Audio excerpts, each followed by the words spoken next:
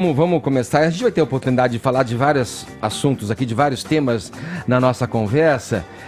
E como eu falei na abertura, a senhora é advogada, foi procuradora do Distrito Federal por mais de 2 décadas. Com muita honra, tendo uma carreira maravilhosa. Tendo tal formação e experiência e conhecendo muito bem o código, ali pergunto, o código do processo penal, o código de ética da magistratura, a Constituição e tudo mais.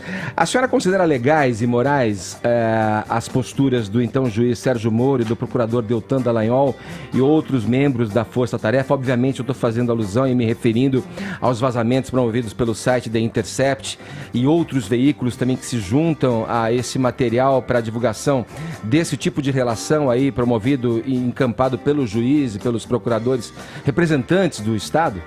Vamos lá. Como é que a senhora analisa isso a partir da experiência que tem? Sim, eu sou vice-presidente da CCJ, que é a Comissão de Constituição e Justiça da Câmara, e eu estive presente na audiência em que o juiz, o hoje ministro Sérgio Moro, foi prestar esclarecimentos a respeito da sua atuação como juiz, não é?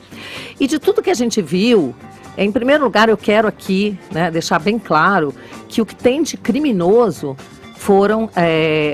foi a invasão, né, foi o hackeamento, a invasão de conversas privadas, né, de procurador, de autoridades. Então isso é um absurdo que tem que ser combatido, é preciso que a polícia investigue sim, porque nós não podemos de forma alguma passar a mão na cabeça disso, tá? Então houve um crime que foi essa invasão da privacidade de pessoas. Ninguém quer ser hackeado, ninguém quer ter as suas conversas expostas. E ainda mais tem certeza que foi hackeado também, né?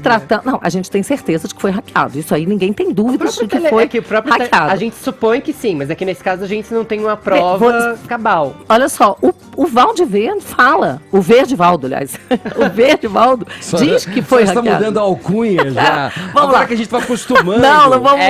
Vale Verde. Vale tudo. Mas, deputada, quando a gente critica a falta de privacidade deles, e beleza, tô super com você nisso, todo mundo tem direito à privacidade, a gente não pode esquecer do conteúdo das mensagens. Às vezes a gente parece que conteúdo pega das por um mensagens. lado e esquece do outro. Vamos lá, Fefito, o conteúdo das mensagens. Eu sou advogada, cansei de ir a tribunal, conversar com o juiz, com o promotor, despachar. Coisa mais comum que tem é você conversar com o juiz e falar, olha, eu tô pensando em fazer tal coisa. Ele fala, não vai por aí, eu não vou conceder essa liminar, procura uma outra forma. E isso é comum. Nos autos do processo, né? Você conversa, delegado, não tem problema nenhum você fazer isso. Deputado. Aí, o que acontece? Hoje em dia, você ligar para alguém já é quase que um pedido de casamento, uma declaração de amor. Todo mundo conversa por WhatsApp. E é natural que também se troque mensagens sobre conteúdos, assim, eu vou fazer isso, vou fazer aquilo. Então, assim, de tudo que se viu, não há absolutamente nenhuma conduta que você possa dizer que seja criminosa. E tem mais. Ali as condutas, as trocas de mensagem eram entre o juiz Sérgio Moro e o Deltan Dallagnol, não é? O CNMP, que é o Conselho Nacional do Ministério Público, ele é muito rigoroso com a conduta dos procuradores, tá? O procurador não pode falar em Facebook, eles têm baixado resoluções. E houve algumas denúncias, representações contra o procurador Deltan Dallagnol. Contra o juiz Sérgio Moro não poderia haver no âmbito do CNMP, porque ele não era procurador, era juiz. Mas o corregedor-geral do Conselho Nacional do Ministério Público arquivou todas as representações, dizendo que não houve nenhuma conduta criminosa por parte do Deltan Dallagnol. Nesse caso do Isso conselho... daí é já, assim, um atestado. Mas tem mais uma coisa muito importante que eu não tenho visto muitas pessoas falarem, então eu preciso, como operadora do direito, como jurista, falar aqui. No processo penal, existe um princípio que rege o processo penal, que é diferente do princípio do processo civil. No processo civil existe uma coisa chamada verdade formal. O que não está nos autos não está no mundo, o juiz não pode se movimentar, ele tem que ser mais equidistante das partes, tá?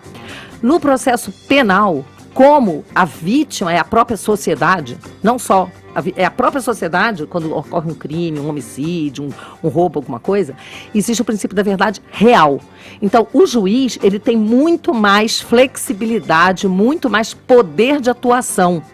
Então, o juiz pode até inquirir uma testemunha que não tenha sido indicada pelas partes. Basta que ela tenha sido mencionada no processo alguma coisa.